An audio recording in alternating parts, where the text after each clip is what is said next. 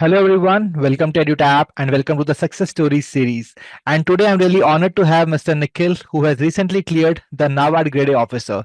So first of all, congratulations to you on becoming the NABARD Grade A officer, Nikhil. Thank you, sir. Thank you so much for having me. Yeah. So, guys, let me tell you that in this session, it's not just strategy that we will be discussing, that strategy that he has used in becoming the NABARD grade officer, but let me tell you कि इनकी जो story है of becoming a NABARD grade officer, so ये यहाँ से सिर्फ strategy ही नहीं बल्कि आप एक inspiration भी ले सकते हैं and you can use that every part of it in order to become a NABARD grade officer for the next year. ठीक है. So before starting with that, I would request you, Nikhil, please tell our aspirants about your educational background. Okay, sir. So I have done my schooling from the small village named Sangadi in the Bhandara district, the eastern part of Vidarbha. I have done from the Jilla Parishad Primary School, Sangadi, and the later education from fifth Mm. onwards in the Jilla Parishad High School, Sangadi. Then we shifted to the district place called Bhandara. There I have done from schooling from 8th to class 10th in the Mahila Samaj School, Bhandara. And I have done my 11th and 12th from the Major Hemant Jakate College, Nagpur. And then I went on to do my graduation in BTech Computer Science Engineering from the Government College of Engineering, Amravati. I was passed out from the college in the year 2021, and since then I have been preparing for government examinations.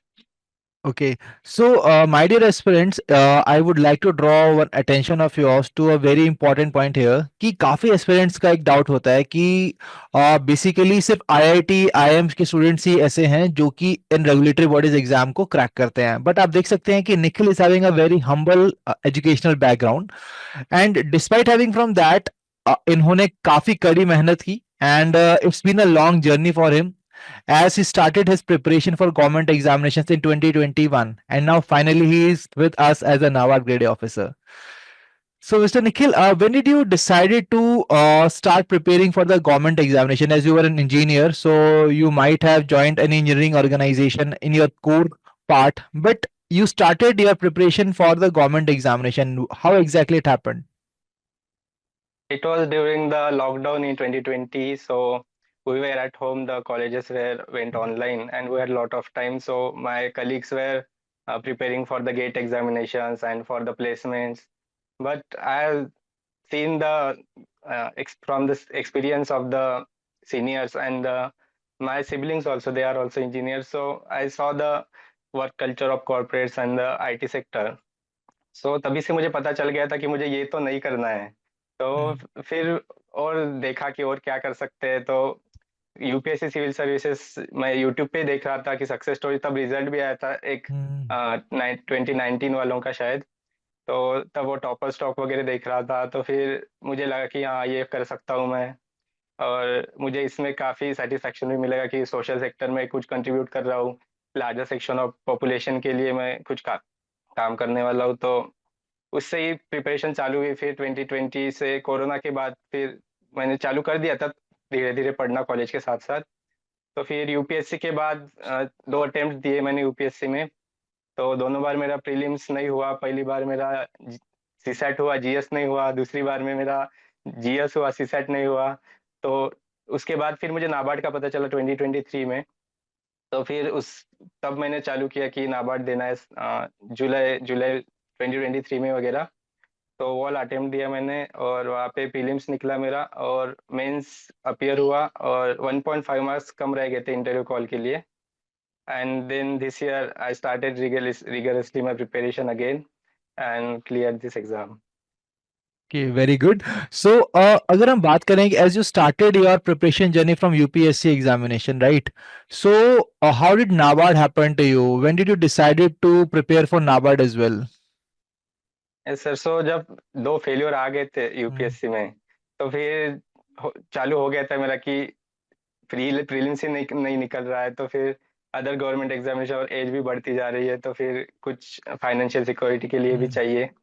तो मैंने फिर different examination देखना चालू किया। तो पहले तब 2023 में ईपीएफओ का भी एग्जाम हुआ था। तो मैंने ईपीएफओ दिया था जुलाई में, और फिर मुझे वो भी नहीं हुआ मेरा। टाइम ही नहीं था। जून जुलाई में प्रीलिम्स का रिजल्ट आया था जून में, और 1 महीने में हम्म। प्रिपेयर करके किया तो वो ईपीएफओ नहीं निकला। तभी फिर नेक्स्ट एग्जाम कौन सी है तो फिर मैं देख रहा था, फिर मुझे नाबार्ड का पता चला। और इंटरेस्टिंग भी लगा जब मैंने इसका देखा कि सिलेबस क्या है और काम क्या हम्म। करता है नाबार्ड। यूपीएससी में पढ़ते तो है नाबार्ड के बारे में, लेकिन इतना डिटेल नहीं पढ़ते। तो जब देखा तो वर्क कल्चर भी ठीक लगा, और फिर सोचा कि ये एग्जाम बनी है मेरे लिए। जब जैसे मैंने सिलेबस देखा कि सिर्फ एआरडी ही करना है मुझे और मैं कर लूंगा, तो फिर इसी के लिए प्रिपेयर किया। सो किसी भी एस्पिरेंट के लिए वो बिलीफ होना बहुत जरूरी है अपने अंदर कि कोई चैलेंज आए तो उससे घबराए ना। और जैसा कि आपने देखा, this is the syllabus and you had that self belief in yourself that yes that I can do it, मैं इसको कर सकता हूँ। And that was the very first step that you took and finally we see you as a NABARD grade officer today. Yes, sir. Self-belief is the first thing.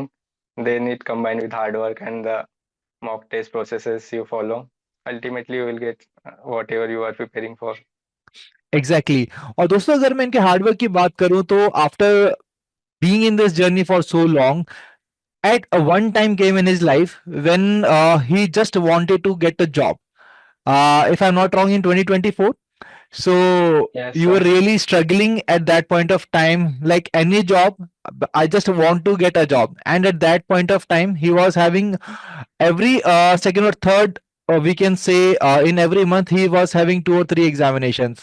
So basically that's the kind of struggle. So basically after seeing those failures, how did you pick yourself up during those tough times?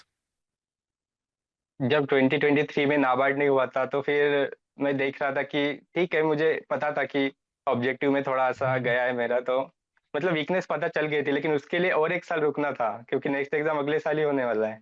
तब तक क्या करे, तो तब तक फिर मैंने तो डिसाइड कर लिया था कि पहले कोई एग्जाम निकालूंगा, उसके बाद ही यूपीएससी की तरफ फिर से जाऊंगा। तो फिर मैंने देखा कि कौन से एग्जाम्स है। तो बिलीफ तो था ही पहले से कि यूपीएससी हो गया है, मतलब प्रिपेयर तो अच्छे से ही किया था, नहीं हुआ वो बात अलग हम्म। है।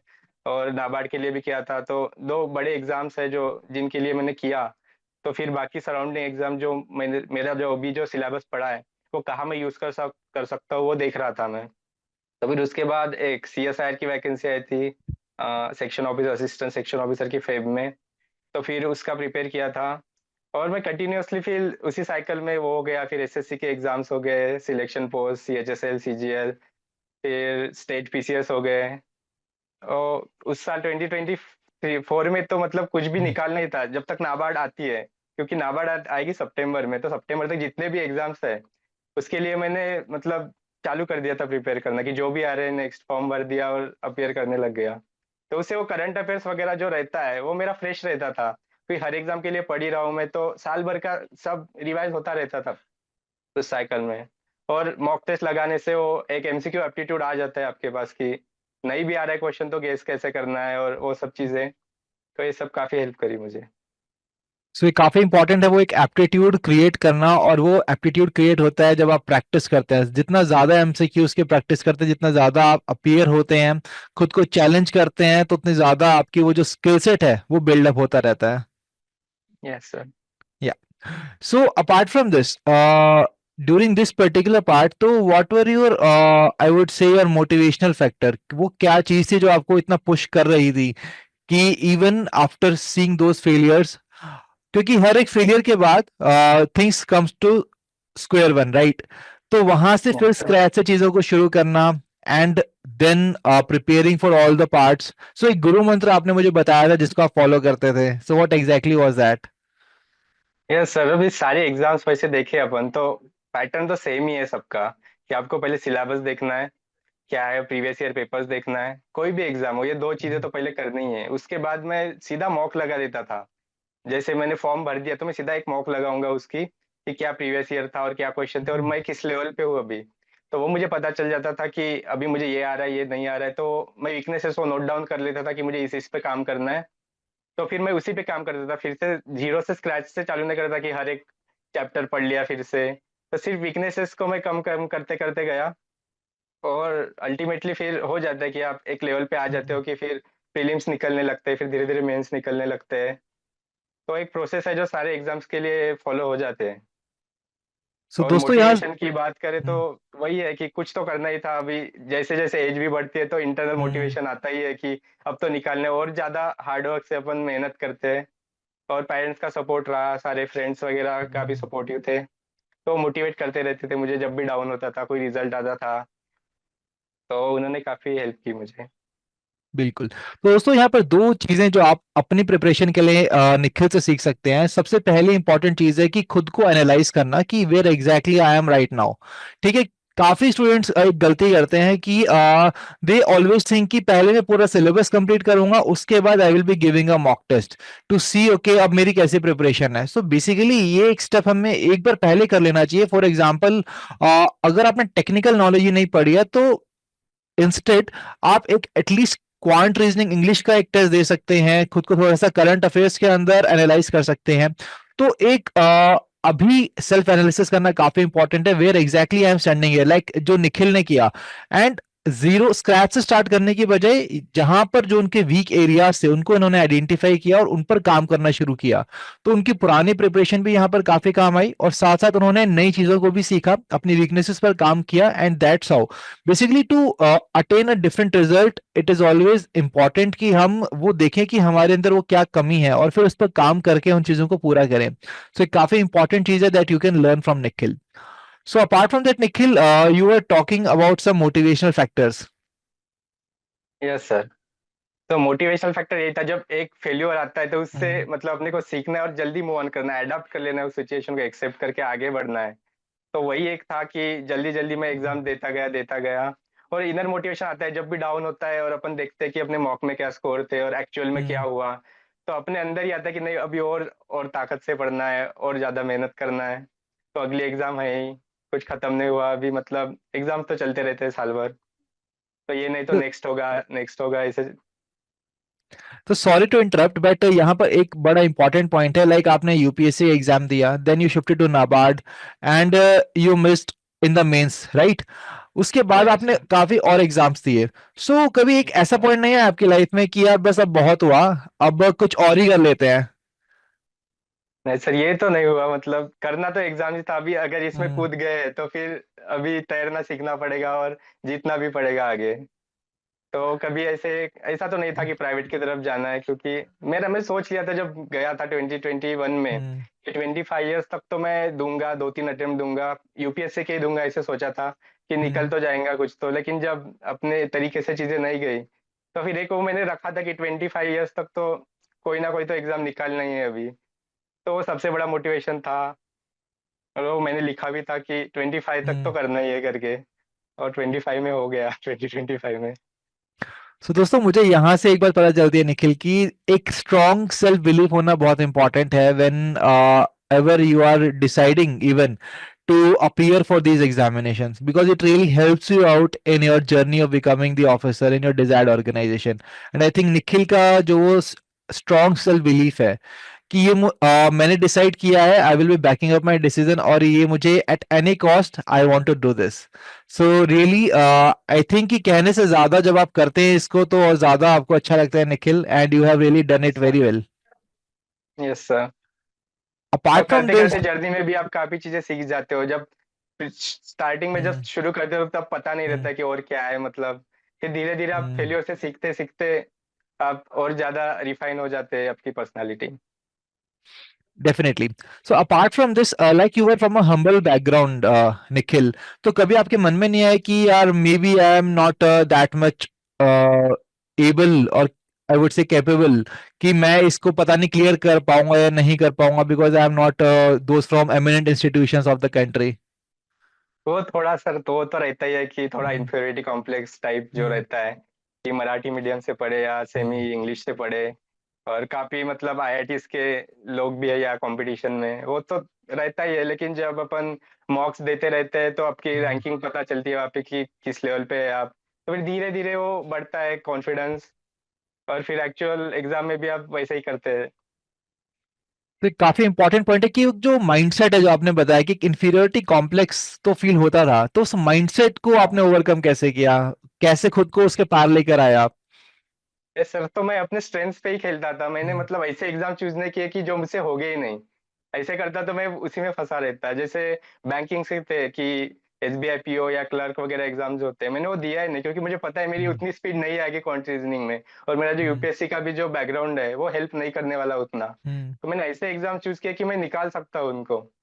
तो मुझ में वो कॉन्फिडेंस तो था ही कि थोड़ा सा अगर मुझे कुछ लक मिल जाए, या हर बार मैं थोड़े थोड़े से बच जाता था कि 1 मार्क से बच गए, 2 मार्क से बच गए, हर एग्जाम में ऐसे ही चलता था।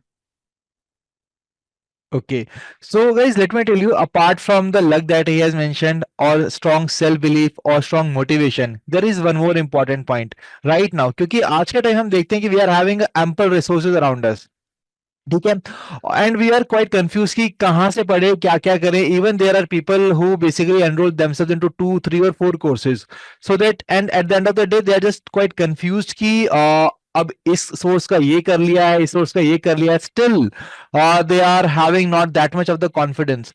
But let me tell you about the Nikhil की निखिल ने एक सोर्स यहाँ पर मेंशन किया जो हमारी बात हुई कि सर मेरी प्रिपरेशन का जो मेन पार्ट है वो है यूट्यूब. तो आपने कैसे उसको यूज किया in becoming NABARD grade officer?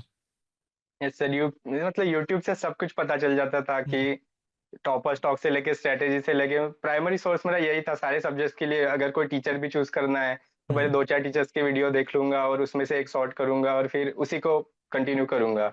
तो एक सोर्स मतलब हर सब्जेक्ट के लिए एक एक सोर्स किया मैंने, और उसी से यूट्यूब से ही था, मतलब करंट अफेयर्स वगैरह तो यूट्यूब से ही चला मेरा।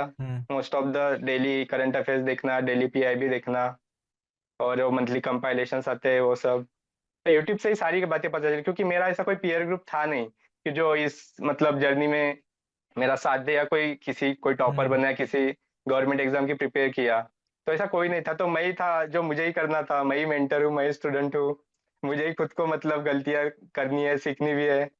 तो यूट्यूब काफी हेल्प किया, क्योंकि वहाँ एक कम्युनिटी सी बन जाती है कमेंट सेक्शन में, और फिर टेलीग्राम ग्रुप्स वगैरह आप ज्वाइन करते हो।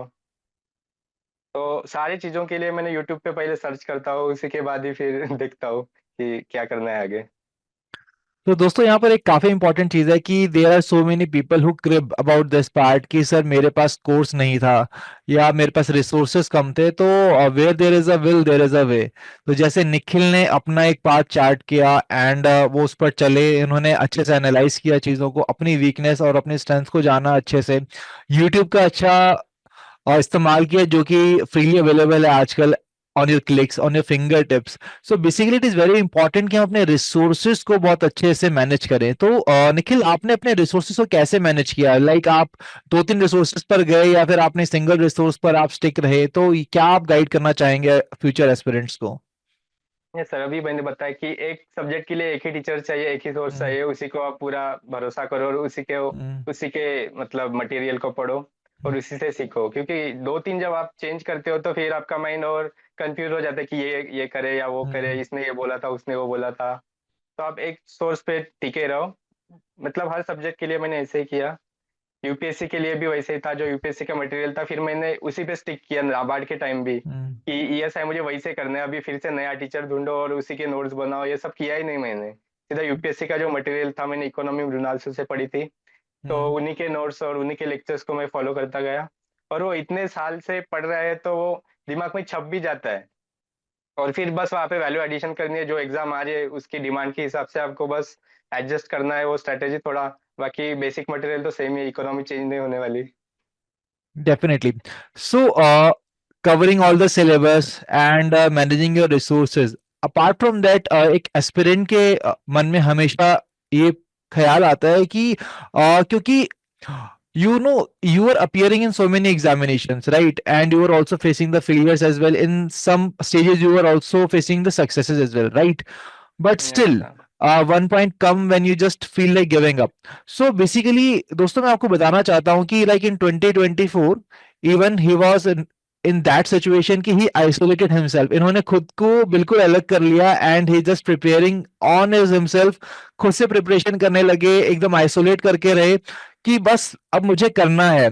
तो ये इस पार्ट पर थोड़ा लाइट थ्रो कीजिए निखिल. यस सर, जब 2023 में मैं दिल्ली में था 1 साल, तो जब प्रीलिम्स नहीं हुआ तो मैं बहुत ज़्यादा डिसहार्टेंड हो गया कि कुछ समझ नहीं आ रहा था मुझे। तो फिर हम्म. मैं, और वहाँ का इन्वायरमेंट भी ऐसा था कि कुछ लोगों का हो रहा है, कुछ का नहीं हो रहा है, थोड़ा डिप्रेसिंग सा इन्वायरमेंट बन गया था। तो मैं वापस आया घर पे और फिर सोचा कि खुद से ही करूंगा। अभी ये पीयर ग्रुप वगैरह कुछ नहीं चाहिए मुझे। मैं बस खुद ही अकेला रहूंगा और अकेला पढ़ूंगा। तो मैंने हम्म, नागपुर में फिर एक रूम करी और वहीं पे अकेला रहता था। और फिर सारे एग्जाम्स को मतलब काम माइंड से, लाइब्रेरी भी कभी नहीं ज्वाइन की मैंने, कि वो बस अपने में रहना है और अपना ही करना है, क्योंकि फिर वो बाहर का प्रेशर आता है, बाहर की बातें आते हैं, टाइम पास हो जाता है। तो फिर मैं अकेले में ही रहता था। 2023 से 1.5 साल मैं अकेला ही रहा हूँ नागपुर में। और एक जब ये जो था, अभी 2024 में भी, जैसे 2025 में जब सीजीएल मेंस हम्म, नहीं हुआ मेरा, तो वो एक मेरा लोएस्ट पॉइंट में से बोलूंगा कि मेंस नहीं हुआ, मतलब मार्क्स उतने नहीं मिले जितने मैंने एक्सपेक्ट किए थे, जैसे मॉक्स में आ रहे थे। कोई ना कोई पोस्ट तो मिल जाएगा ऐसे लग रहा है मुझे, वहाँ पे हम्म, रिजल्ट आने का है उसका। लेकिन जब वो आंसर किया, नेक्स्ट डे आंसर किया गई थी, 20 जैन को हुआ था मेरा प्रीलिम मेंस सीजीएल का, और 21 को आंसर किया गई थी।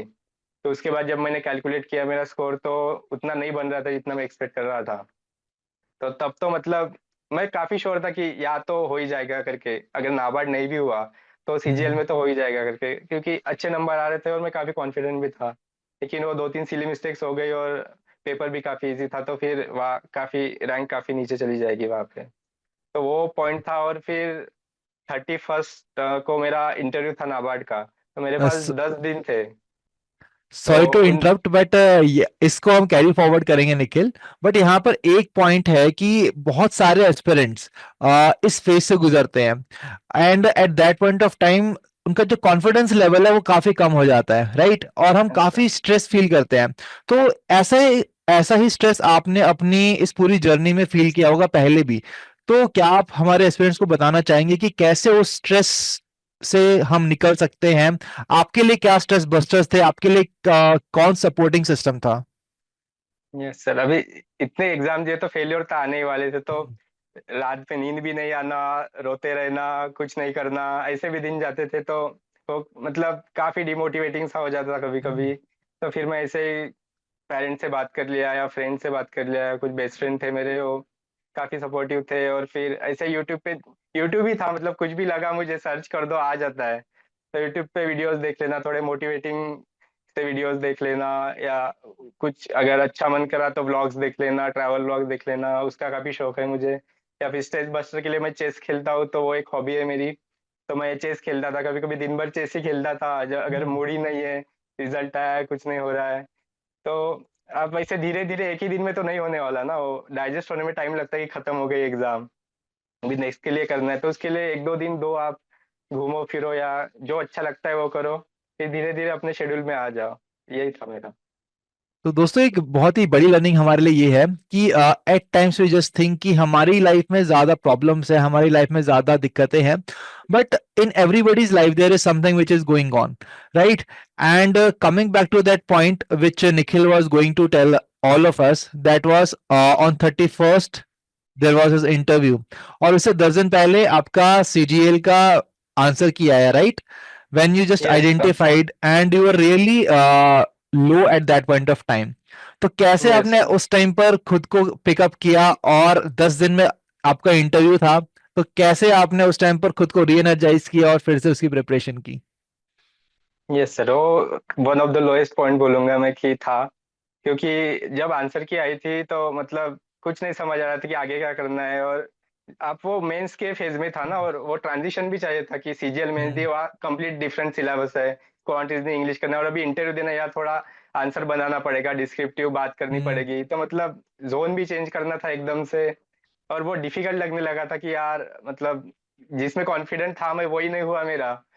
तो अभी जो इससे बड़ी चीज है, इससे मुश्किल चीज है, वो करना है मुझे। तो उसके लिए तो काफी मतलब एक एक दो दिन तो मैंने लिए कि कुछ नहीं हुआ, मैं स्ट्रेटेजी बनाया। थोड़ा तो वो होता ही है, रोना हो गया या डिप्रेसिंग फेज आता ही है। हम्म, फिर ये वही था कि पेरेंट्स से बात करो, फ्रेंड से बात करो, वही चेस खेला, या फिर वही धीरे धीरे स्ट्रेटेजी बनाओ। फिर 1-2 दिन लिए मैंने, और फिर मुझे याद है कुछ मंडे वगैरह था, तो 8-9 दिन थे मेरे पास। तो तब से मैंने फिर बोला कि फिर से अभी यही लास्ट है मेरा, इसके बाद तो फिर से नई एग्जाम साइकिल चालू हो जाएगी, क्योंकि यही लास्ट हम्म। एग्जाम है इस सीजन की। और ये लास्ट इंटरव्यू है, मतलब जो होगा नहीं तो फिर से 1 साल वेट करना पड़ेगा। तो वही एक था मोटिवेटिंग फैक्टर कि नहीं, अभी ये निकालना पड़ेगा, नहीं तो फिर से 1 साल पढ़ना है वही। तो उसके लिए फिर मैंने फिर से मैंने बनाए थे पहले इंटरव्यू के लिए नोट्स, काफी टाइम हो गया था इस बार, मतलब मेंस और इंटरव्यू के बीच में नाबार्ड के 2 महीने लगभग हो गए थे। तो तब मैंने प्रिपेयर किया था, लेकिन फिर मुझे लगा कि वो नोट्स, मतलब मैंने तब ऊपर ऊपर से बनाया था ओवरव्यू, तो हम्म। मुझे लगा कि नहीं यार, इस बार पूरा मतलब एक पॉइंट भी नहीं देना इंटरव्यू को कि नहीं आ रहा है क्वेश्चन ऐसा। तो मैंने स्क्रैच से एकदम नाबार्ड रिपोर्ट प्रिपेयर की, सारे वेबसाइट पे गया, नोट्स बनाए प्रॉपर, छोटे छोटे पॉइंट्स हम्म। भी, सारे नोट्स बनाए एकदम डिटेल में बनाए 2-3 दिन। और फिर उसे को रिवाइज किया और फिर प्रैक्टिस किया कि, क्योंकि वो मोटिवेटिंग फैक्टर था कि यही है जो है अभी इसी में निकालना है।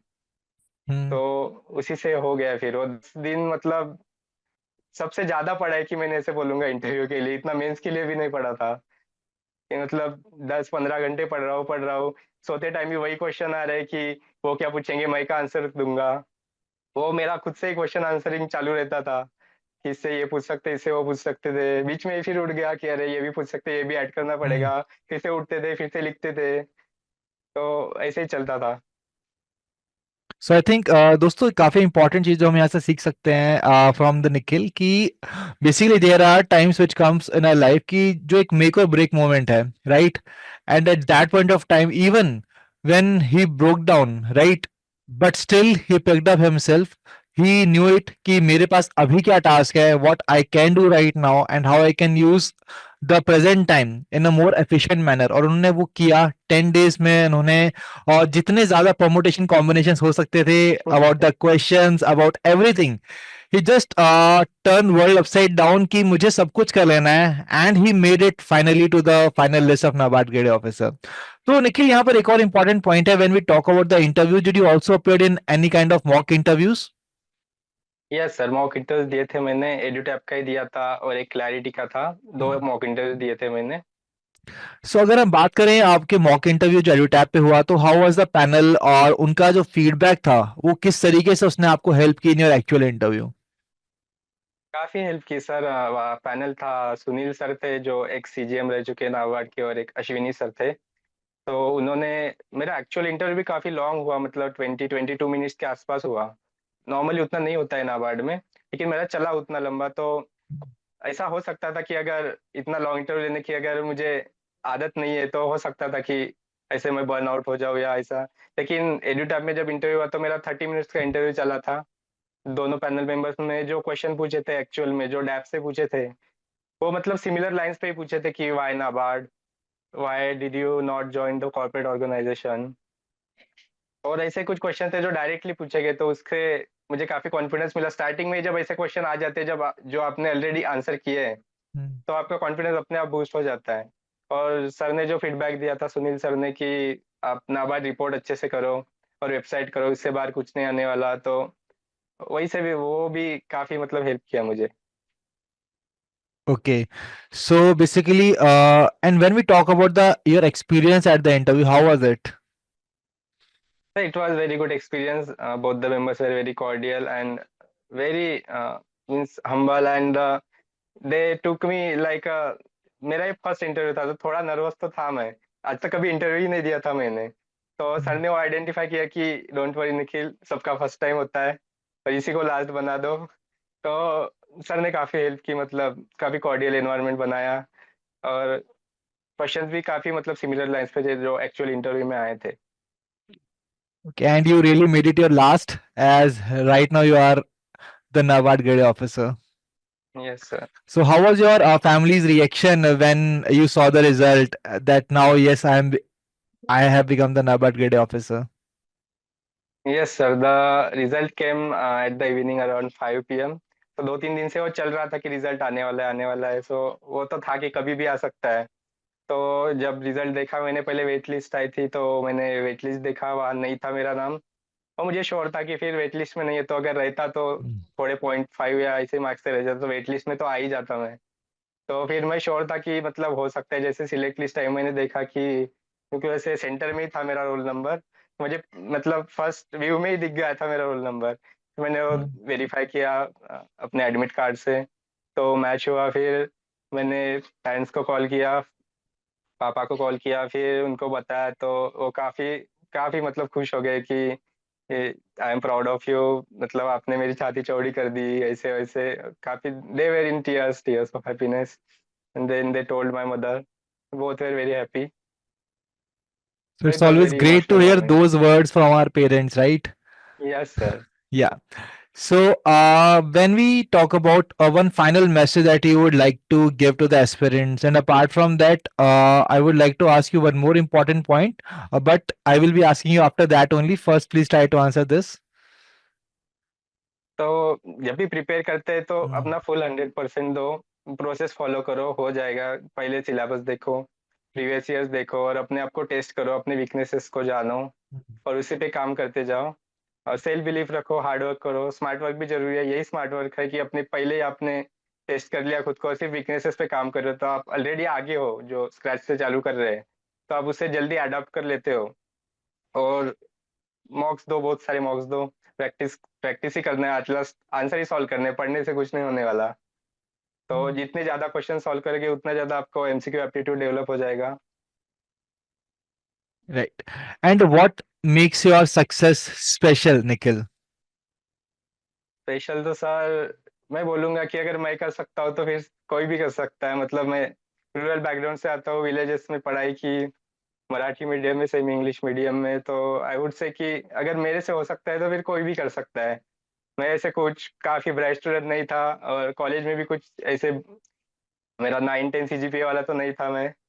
तो अगर मेरे से हो सकता है तो बस अपने इसमें सेल्फ बिलीफ रखो अपने आप में और हो जाएगा, यही बोलूँगा मैं। बहुत बड़ी बात कही आपने निखिल, क्योंकि काफी स्टूडेंट्स से कॉल्स हमारे पास भी आते हैं and they even mention this part कि they are in the self doubt कि सर क्या हमारा हो पाएगा या नहीं हो पाएगा, क्या हम कर सकते हैं। तो आई थिंक गाइस, डाउट करने की बजाय it is a really good time for you to have a strong self belief, जैसे निखिल ने किया। Similarly you can also be the NABARD grade A officer और the officer in any other organization where you are aspiring to. So, Nikhil, it was really great to have this conversation with you. And first, again, heartiest congratulations to you on becoming the NABARD grade officer. And I think कि जो हमारे aspirants है वो काफी ज्यादा कुछ सीखेंगे आपकी इस जर्नी से, because you are really an inspiration. And जितना हम्बली आपने चीजों को किया, और रियली एक बहुत ही अच्छी जर्नी रही आपकी। And we would like to give you all the wishes from the whole team of EduTap for becoming the NABARD grade officer. Thank you sir, thank you so much. So, my dear friends, we will keep on coming up with such more success stories. Till then, stay happy, stay healthy. Wish you all happy learning.